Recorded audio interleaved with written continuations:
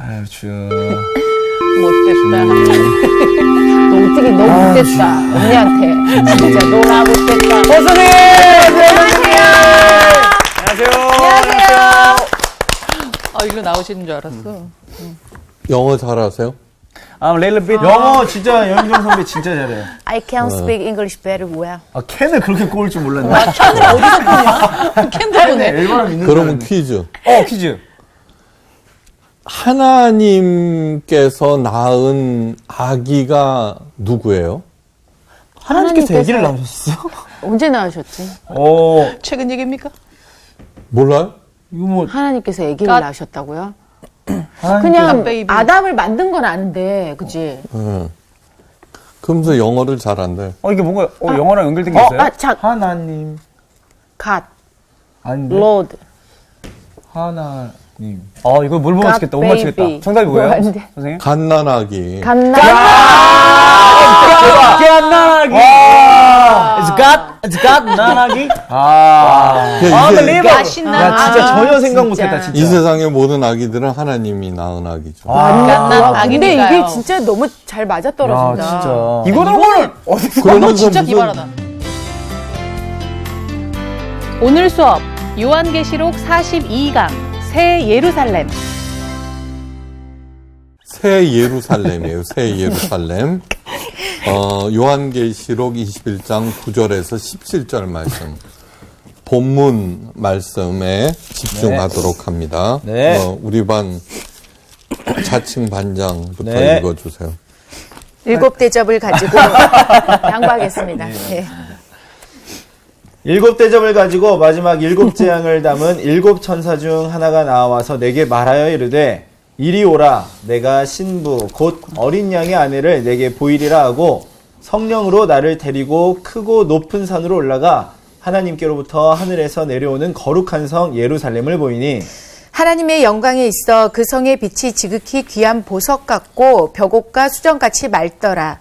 크고 높은 성곽이 있고 12문이 있는데 문에 12천사가 있고 그 문들 위에 이름을 썼으니 이스라엘 자손 12지파의 이름들이라.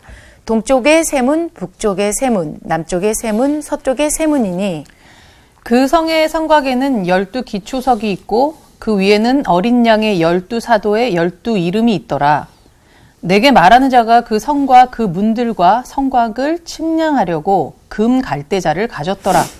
그 성은 네모가 반듯하여 길이와 너비가 같은지라 그 갈대자로 그 성을 측량하니 12,000 스타디온이요 길이와 너비와 높이가 같더라. 그 성곽을 측량함에 144 규빗이니 사람의 측량 곧 천사의 측량이라. 네, 됐어요. 측량이. 네, 스타디움. 저기 이런 말이 있어요. 사람은 집을 만들고 네. 그 집은 사람을 만든다. 오. 맞지, 그렇지. 진짜 맞는 것 같아요. 집은 사람을 그럼요. 이제 요즘에 개인주의가 극에 달했다 그러잖아요. 네. 그 폐쇄된 공간에서 각자의 방을 가짐으로써 네. 네. 그전에는 아무리 많은 식구라도 서로 열린 공간에서 살았잖아요. 예. 네. 근데 이제는 식구도 적은 데다가 각자 폐쇄된 공간에 혼자서 개별적으로 이렇게 있잖아요. 그죠? 그러면서 자꾸 개인주의 되고. 그 다음에 요즘에 집에 대한 소개가 텔레비전에 많이 나오죠. 네. 그죠? 참 독특한 집들이 많죠. 예. 그러면서 그거는 뭐냐, 자신만의 개성을 살리기 위해서 네. 또는 가족들의 소통을 위해서 이렇게 지었다라는 등, 그 자녀들이 자유롭게 뛰놀 수 있도록 이렇게 네. 했다는지, 하여간 뭐 그런 설명을 하는 거예요. 그러면 이제 거기서 그 식구들이 맨 처음에는 몰랐지만 그 주인이 그런 의도를 가지고 지어 놓으면은 거기에서 사는 사람들이 그렇게 돼버리는 거예요. 네. 그래서 사람은 집을 만들고 그 집은 사람을 만든다라는 말이 있어요. 그건 맞는 얘기예요. 네. 네. 하나님께서도 성막이나 성전을 지으라고 하시면서 그 설계도를 너무너무 자세하게 가르쳐 주었어요. 굉장히 자세해요. 이것이 기독교의 너무너무 큰 특징이에요. 이 세상에 존재하는 모든 종교들은 네. 인간이 이렇게 그 신을 위해서 집을 지어요. 그죠? 네. 네. 이렇게 하면은 그 신한테 잘 보일 것이다. 그쵸. 그죠? 네. 그런데 하나님께서는 그 자기의 의도대로 지으라고 하세요. 네. 설계자는. 그러니까 당연히 그 안에는 하나님의 의도와 그 뜻이. 네. 그래서 그 집에서 이렇게 운영을 하면서 사람들이 바뀌기를 바라는 거죠. 네. 네, 구약에서 가장 중요한 책인 출애굽기. 출애굽기가 가장 중요해요. 총 40장인데 네. 성막에 관한 것이 25장에서 마지막 장까지 이어져요. 그러니까 어마어마한 거죠. 네. 그렇구나.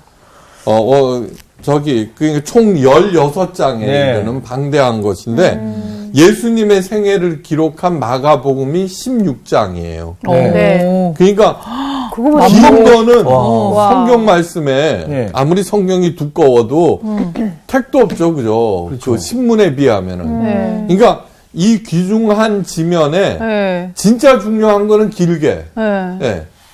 그 다음에 안 중요한 거는 간단하고 생략하거나. 네. 네. 그러니까 그 척도에 따라서 하나님께서 뭐를 중히 여기시는가를 가늠할 수도 있는 거예요. 네.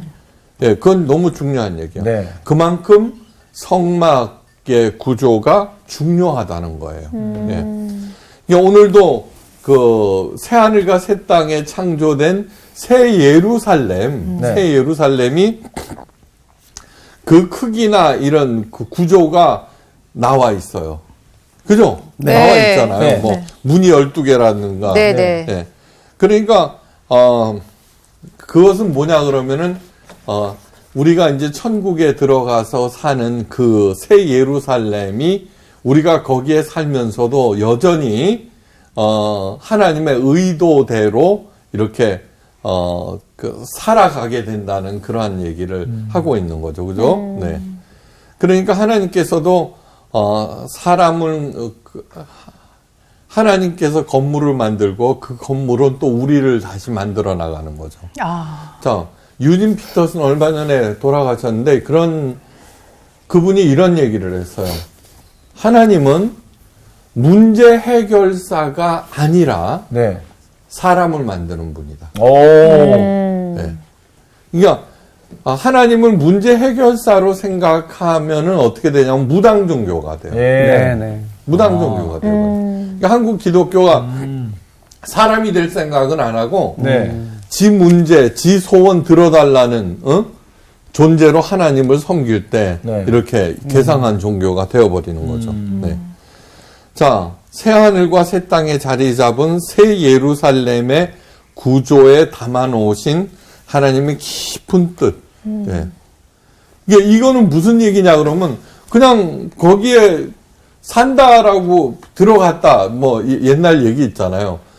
공주와 왕자는 결혼해서 오래오래 행복하게 살았습니다. 이러고 네. 끝하면은 끝나는데 네. 그 어느 집에서 사는 건지까지 다 구조를 이렇게 상세하게 적어 놓는다는 것은 여전히 하나님께서는 우리가 그 천국에 들어가서도 이제 그 성장은 계속된다라고 하는 거. 봐요. 그때는 거울을 보는 것처럼 희미하나. 네. 예. 그때는 지금은 거울을 보는 것처럼 희미하나. 그 당시 청동 거울이었어요. 그러니까 희미한 안 거야. 보여요. 예. 그때는 우리가 죽어서는 예수님을 얼굴과 얼굴을 맞대고 볼 것이요. 거기서 끝나는 게 아니에요. 나아가서 주께서 나를 아신 것처럼 내가 알게 되리라. 그러니까 사랑의 관계를 통해서 끊임없이 우리들은 성장하게 되어 있다는 거죠. 네. 우리가 죽어서 새하늘과 새 땅에 들어갔다고 끝나는 게 아니에요. 계속 나는 그리스도의 장성한 분량에 이르기까지 거기서도 점점 자라나. 제가 그 새하늘과 새 땅에 대해서 갖고 있는 큰 소망이기도 해요. 이제 자, 오늘 본문 말씀이 이렇게 시작돼요. 7 대접을 가지고 마지막 7 재앙을 담은 7 천사 중 하나가 나와 내게 이르되 이리 오라.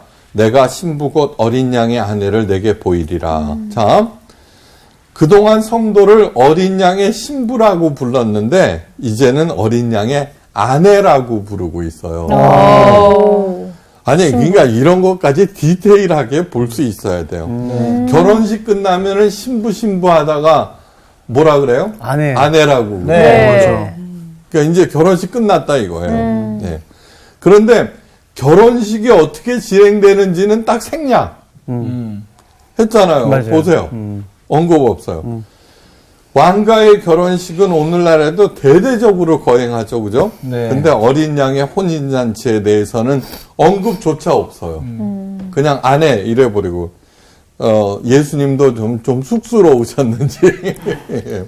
하여간, 열처녀의 비유에서 가르치신 것처럼, 새하늘과 새 땅에 들어온 성도들은 슬기로운 처녀들처럼 늘 어린 양의 아내로서 준비하고 살았기에 뭐 그 특별히 결혼식은 그냥 뭐 나는 이미 결혼한 몸이야 뭐 이런 식으로 형식보다는 본질을 중히 여기는 예수님과 성도들은 동일하다는 그런 생각이 들었어요. 네. 먼저 성령님이 사도 요한을 데리고 높고 큰 산에 올라가서 하나님께로부터 내려오는 거룩한 성 예루살렘을 보여주셨어요. 네. 이 광경은 큰 음녀 바벨론과 큰 대조를 이루고 있어요. 요한계시록 17장 3절에서 큰 음녀 바벨론에 대해서 이렇게 설명해요. 곧 성령이 나를 데리고 광야로 가니라. 자, 음녀를 보게 하기 위해서는 광야로 데리고 왔어요. 그러나 그 그리스도의 신부인 거룩한 성 예루살렘은 높고 그 큰 산 위로 올라갔어요. 네. 나의 도움이 어디서 올고 산으로부터 온다는 거죠. 그죠? 내가 보니 여자가 붉은빛 짐승을 탔는데 그 여자가 자줏빛과 붉은빛 옷을 입고 금과 보석과 진주로 꾸미고 손에 금잔을 가졌는데 가증한 물건과 그의 음행에 더러운 것들이 가득하더라. 그 음녀가 많은 물 위에 앉아 있었다. 그렇게 기록하고 있어요. 네. 심판받을 음녀는 광야에서 보았는데 왜 그럴까? 새 예루살렘은 크고 높은 산에서 보았어요. 자, 광야라고 한 것은 광야는 갈급함으로 가득해요. 그렇죠. 네. 그죠? 네. 세상은 아우성쳐요. 갈급함으로. 네. 큰 음녀는 자신은 호의호식해요. 광야는 물이 없어. 예. 그러니까 자신만, 그런데 자기는 어디에 있어? 물 위에 앉아 있는 거예요. 네. 그러니까 자신만 높이고 모든 것들은 자기가 이렇게 갖고 있다는 거예요. 예. 독점한다는 거예요. 우리 하나님은 언제나 그 참 자녀들을 채우고 높이세요. 그죠? 네. 네.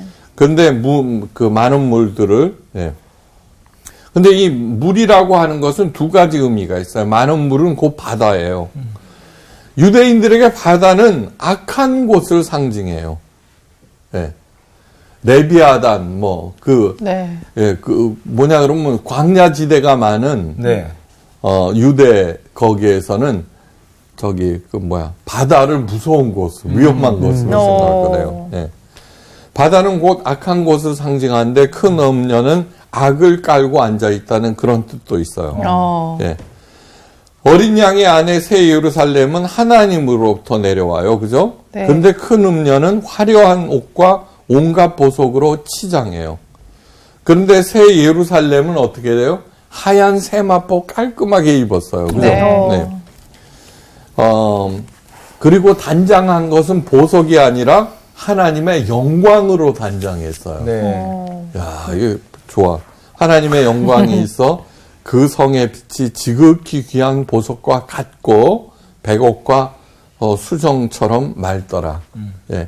얘는 주렁주렁 달았는데 네. 그냥 그 새 예루살렘은 하얀 세마포에 그냥 하나님의 영광으로 치장해서 같다는 거예요. 그냥 빛난다는.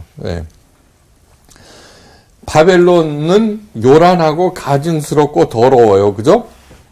반면에 어린 양의 안에 새 예루살렘은 밝고 맑고 순결하고 깨끗해요. 네.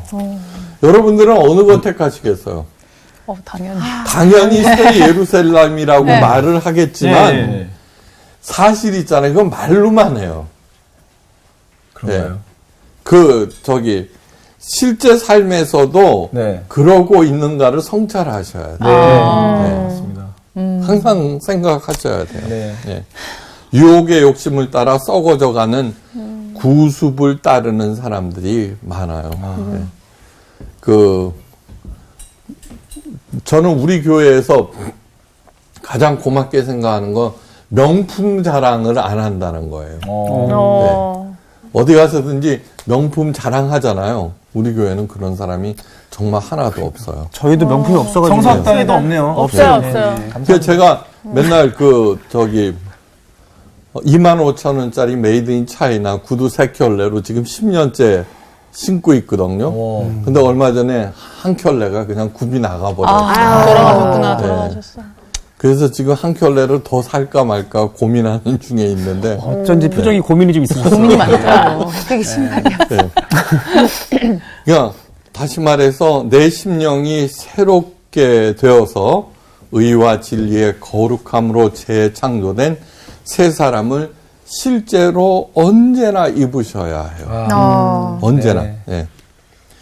자, 새 예루살렘의 이제 구조에 대해서 과연 구조가 무엇을 의미하는가?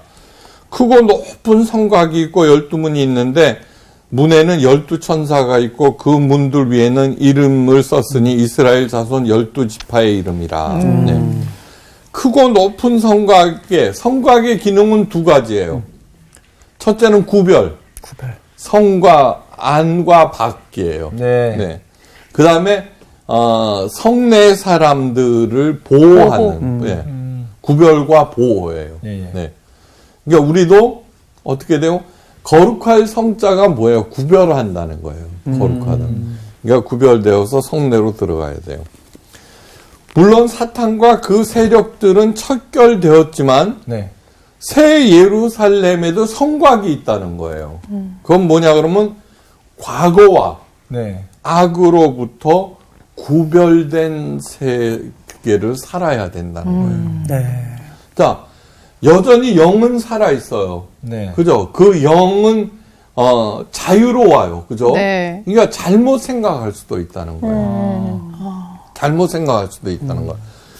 In heaven as on earth, 저 하늘에서 이 땅에서처럼 스카펙 박사가 사후 세계를 쓴 소설이에요. 네. 사후, The Vision of Afterlife. 오늘 영어가 좀 돼요. 지금 깜짝 놀랐어요, 지금. 그러니까 제가 번역했어요.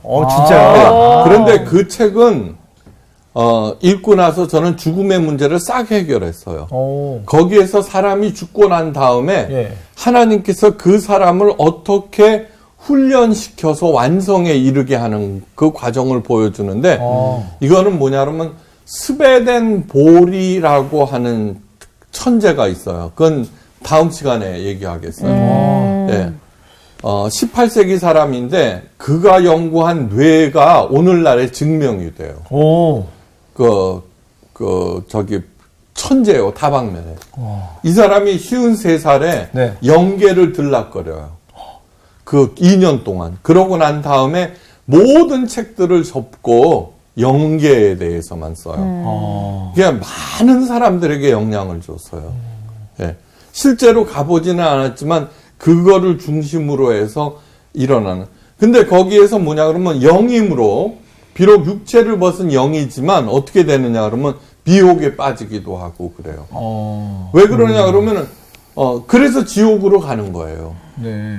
지옥을 따르면 너 지옥 가라고 하는 게 아니라 거기서 지발로 지옥을 찾아가는 사람들의 이야기들이 나와요. 네.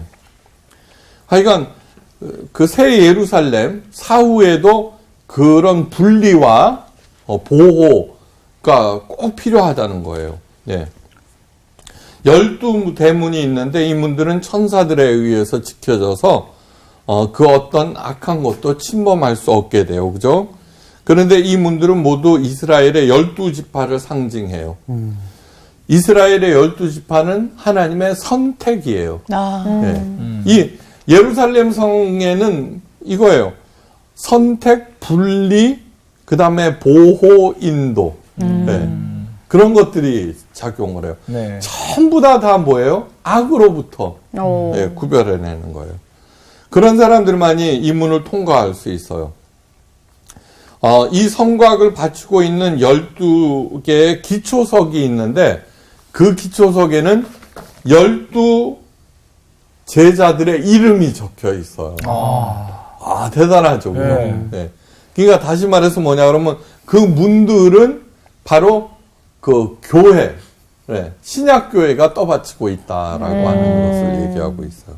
다시 말해서 새 예루살렘은 하나님의 보좌 앞에 둘러선 24장로들과 같이 하나님의 선택을 받은 신구약 백성들로 구성된 교회 공동체를 의미해요. 그러니까 교회 공동체를 정말 소중하게 생각하고 이것을 주의 몸된 교회로 만드는데 최선을 다해야 돼요. 네. 주의 몸된 교회라고 자꾸 그러는데 그건 뭐냐 그러면은 예수님께서 우리들에게 하라고 남기신 그 일을 하는 것이 몸이에요. 네. 짓게 되어서는 절대로 안 돼요. 거기서 주도권을 잡고 자기 뜻을 갖다가 막 하고 그거는 말도 안 되는 거예요. 네. 아무리 열심히 하나님과 성경을 들먹거린다고 하더라도 그 뜻에 합당하지 아니한 사람들은 들어가지 못한다는 거예요. 네. 천사가 금으로 만든 자를 들고 그 성을 측량하니 그 높이와 길이가 넓이가 공이 12,000 스타디온인 정육면체였어요. 예. 12,000 스타디온은 오늘날의 길이로 하면은 2,200km예요. 예. 굉장히 큰 것 같지만 2,200km. 예. 별거 아니에요. 그러니까 그것밖에는 안 돼. 그죠? 생각해 보세요. 또 그렇게 생각하니까 그러지. 예, 그럼요. 그 땅에 우주가 얼마나 큰데. 네. 그까짓 거. 네. 근데 이것은 문자적인 거리로 봐서는 안 돼요. 네. 12,000이라고 하는 것은 12의 충만을 완전수 12의 충만을 의미하는 1000이 곱해진 수로서 새 예루살렘 성에는 부족함이 전혀 없다. 네. 가로, 세로, 높이 다 따져봐도 네. 부족함이 전혀 없다는 것을 얘기하고 있어요. 네. 알았어요? 네. 그걸 갖다가 또 재보고. 네. 12와 7은 완전수라고 늘 얘기했어요. 네. 왜 그렇게 됐는지는 지난번에 설명했는데 다행히 또 다 잊어먹었으니까. 어떻게 알았을까? 또 해주셔도 돼요. 언제나도. 3은 하늘, 네. 삼위일체. 4는 땅, 네. 동서남북. 1을 더하면 몇? 7. 7. 산수도 아, 진짜 잘하네. 빠르다. 끝내준다. 이렇게 잘하지? 영어도 잘하고 산수도 잘하고 짱, 그다음에 짱, 짱. 곱하면은 아니. 12. 와. God is good. 네. 그래서 그거를 더하거나 곱한 7이나 12가 완전수라고. 그러니까 하나님과 내가 하나가 될 때 완전해진다라는 그런 의미예요. 맞아. 예. 자, 새 예루살렘에는 옛 예루살렘의 중심에는 하나님의 성전이 있었어요. 그죠? 네. 네. 그런데 새 예루살렘에는 하나님의 성전이 없어요. 그건 너무너무 당연한 거예요. 사도 요한이 성 안에서 내가 성전을 보지 못하였으니 네. 이는 주 하나님 곧 전능하신 이와 어린 양이 그 성전이심이라. 네. 왜 성전을 짓게 했어요? 그 성소 더 들어가면은 지성소, 네. 지극히 거룩한 곳. 네. 거기에 내가 있겠다고 그랬거든요. 왜 그렇게 구별을 해놨느냐 그러면 이 더러운 세상에, 죄악된 세상에 하나님이 나타나면 그 순간 다 죽어버려. 그러니까 이건 뭐냐 그러면 내가 거룩해서 니들하고는 달라 그런 뜻이 아니라 우리를 위한 구별인 거예요. 예. 네. 알았죠? 네. 근데 지금은 뭐예요? 그럴 필요가 없잖아요. 구원을 받았으니까 우리가. 그러니까 하나님 자체가 성전이 되신다는 그런 것이죠. 뭔 말인지 알았죠? 네. 네. 새 예루살렘 자체가 하나님이 성전이므로 우리들은 그분의 따뜻한 가슴 한가운데 사는 거랑 똑같은 거예요. 예. 하나님과의 소통에는 아무런 제한이나 간섭이 없다는 뜻이에요. 네. 직통. 예. 네. 너무너무 당연한 얘기예요. 좋은 가정이 뭐예요? 아내와 남편, 부모와 자식 간에 네. 할 말 못할 말이 없어요. 맞아. 예. 저 부부가 좋은 부부인가 할 때, 우리 부부는 괜찮은 부부인가 이렇게 할 때, 네. 딱 하나만 체크해요. 내가 무슨 말을 할 때, 무슨 말을 할 때, 네. 조심하면서 하나, 그냥 막 해도 되는가. 예. 뭐가 좋은 거예요? 막 해야 된다는. 막 해야 거지. 된다고요? 아니, 그러니까, 막 해야 되죠. 그러니까 내가 거리낌 없이 말할 수 있어야 돼. 욕하라는 얘기는 그렇지. 아니야. 그렇지. 못 생각했어. 아니, 이미 막 한다고 그러면 또 욕하고, 그래. 그런 그렇죠. 생각하는데, 무슨 한다. 얘기를 해도 그걸 받아준다는 그런 것이. 수지야 소통이에요, 좋다 소통. 말았지? 나 좋다 욕하려고 말았지? 그랬어. 한번에 맨날 합시다. 그 생각 자체가 괴상한 거죠. 됐죠? 새 예루살렘 성곽의 높이 네. 144규빗. 네. 예. 이거는 구원받은 성소 14만 4천 명과 동일한 거예요. 12 곱하기 12. 네. 아니, 여기에서 동원되는 건 모두 다 완벽하다, 완전하다, 완전하다. 안전. 성곽이 뭐라 그랬어? 보호라고 그랬죠. 네. 네. 예. 성곽이 뭐야? 구별이라 그랬죠. 여기에서는 악은 얼씬하지도 못한다 그런 뜻이에요. 이게 완전히 구별되었다.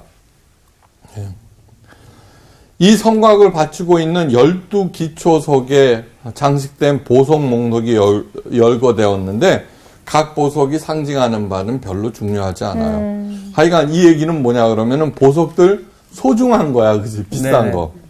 그러니까 이 세상의 모든 아기들은 하나님이 낳으신 갓난아기이듯이 하나님의 백성들은 모두 다 가장 소중한 존재다라고 한 보석 같은 존재다. 네. 그런 뜻이에요. 구약 백성을 상징하는 12문, 그러니까 신약 백성은 12기초석, 네. 예, 구약은 12문. 오. 문이 중요할까? 기초석이 중요할까? 기초석. 옳지, 옳지. 예. 기초석이 중요해요. 그게 시원치 않으면 무너지게 그렇죠. 되죠. 네. 그러니까 신약 백성인 우리들이 더 중요하다 그런 뜻이에요. 네. 감사합니다. 하나님 다음으로 중요한 게 우리인 거야. 네. 네. 나머지는 그냥 덕보는 거예요, 그죠? 네. 우리가 튼튼하게 있을 때. 네. 예루살렘의 모든 길들은 맑은 유리 같은 정금으로 포장되어 있다는 거예요. 네. 그러나 이는 전혀 중요한 게 아니에요. 네. 이 땅을 사는 우리들이 불행한 이유는 이게 금이 아니라서 한 게 아니에요.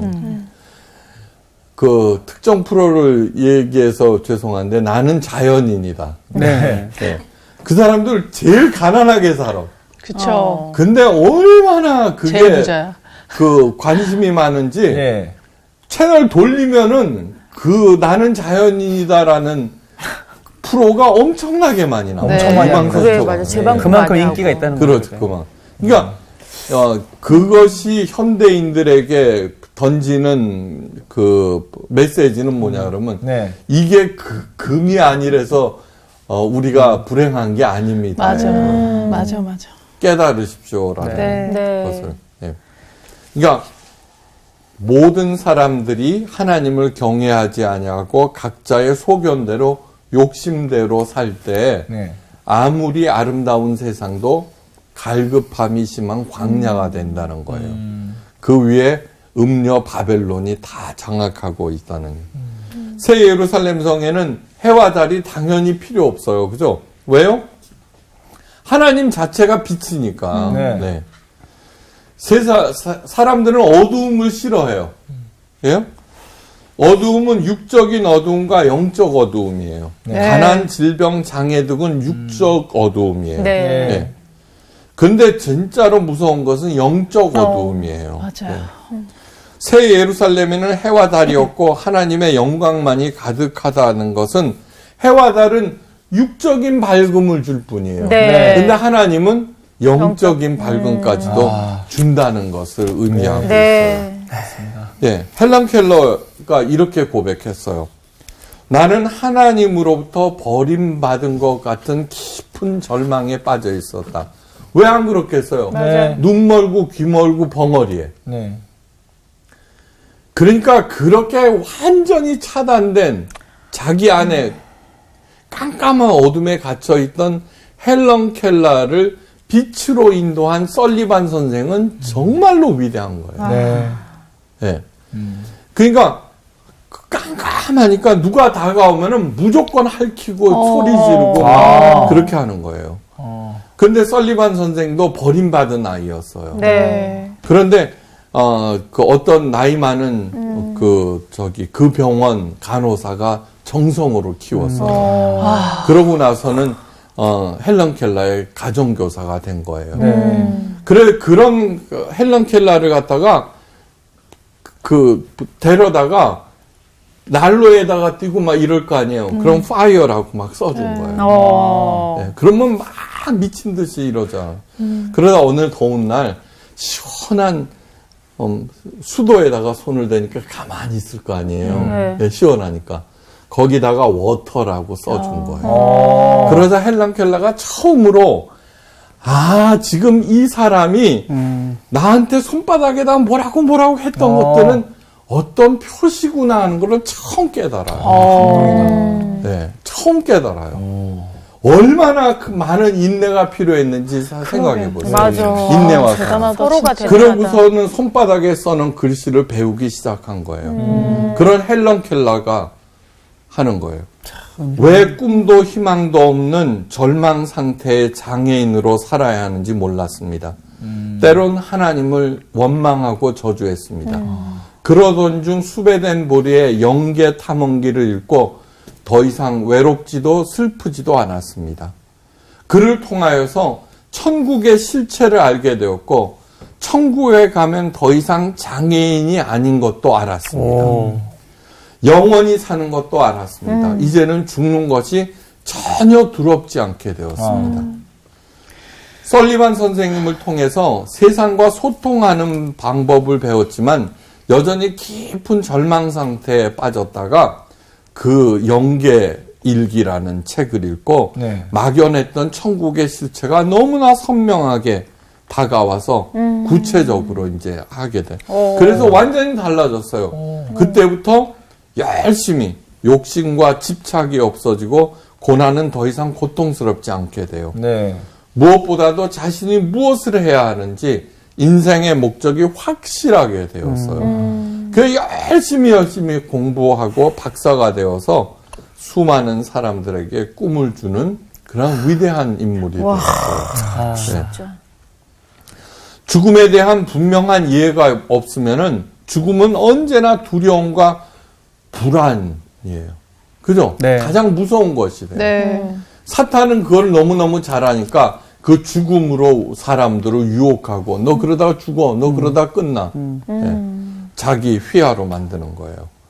집착, 탐욕, 자기과시, 방종, 탐닉, 증오와 복수심, 원망과 절망은 죽음의 공포가 낳는 필연적인 산물이에요. 그래서 사도 바울이 이렇게 얘기해요.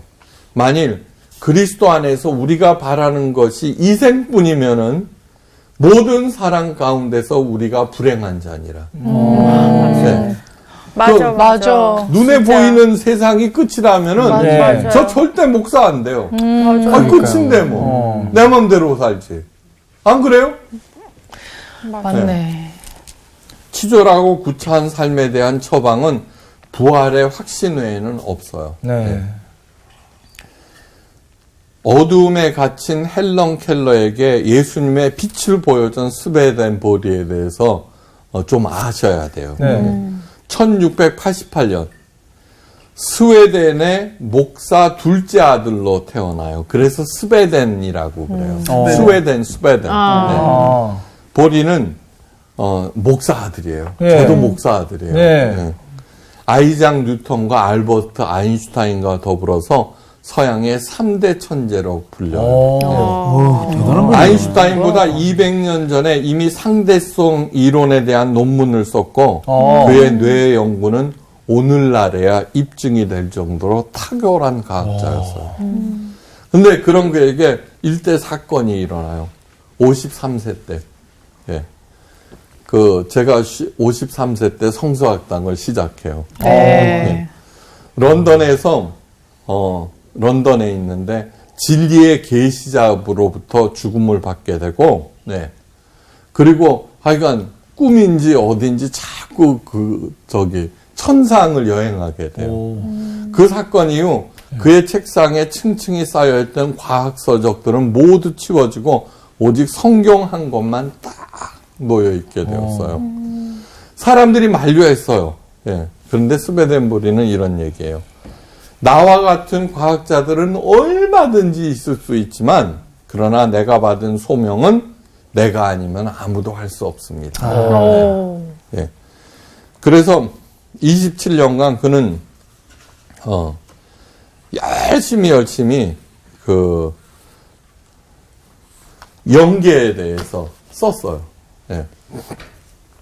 그래서 수많은 책들을 근데 그 안에는 천국의 모습을 구체적으로 전해줘요. 예. 자, 그 천국에 대한 책들이 많아요. 뭐 내가 갔다 온 천국 뭐 그런 일. 그런 책들 다 엉터리라고 해도 과언이 아니에요.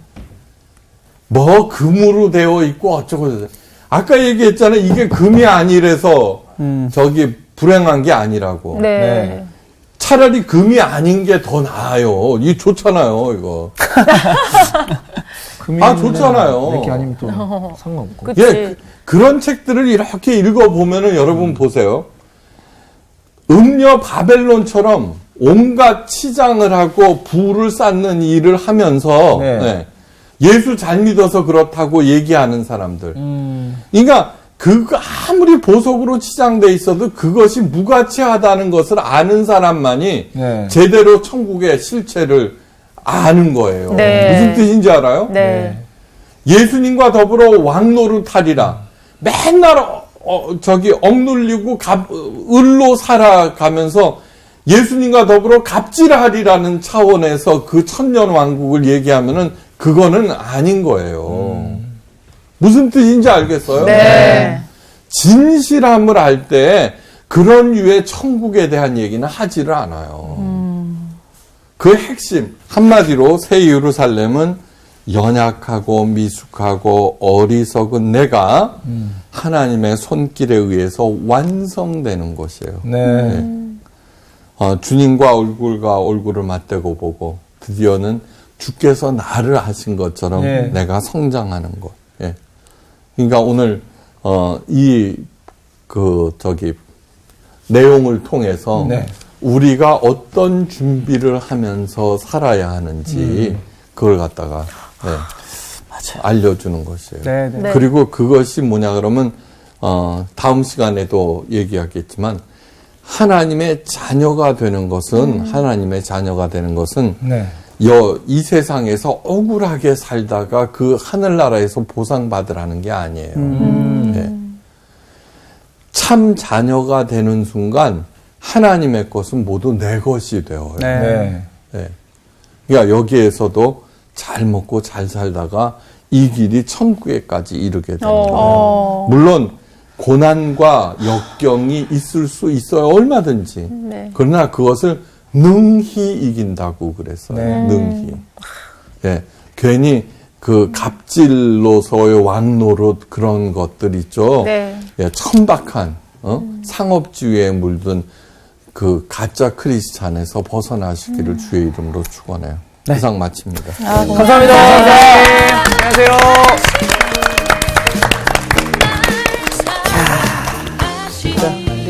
능히. 이게 사실 그 요한계시록을 이제 거의 다 맞춰가는 때가 되잖아요. 근데 다시 한번 오늘 말씀을 통해서 네. 진짜 용기와 소망 그리고 내가 어떻게 살아야 될까라는 어떤 그 방향표를 정확히 또 보여주시는 것 같아요. 맞아. 그러니까 지금 이렇게 요한계시록 들으면서 네. 이 시대에 이 말씀을 들었던 사람들한테도 똑같은 그 사람들의 목적은 행복인 것 같아. 그러니까 행복을 자기네들이 진짜 행복이 뭘까?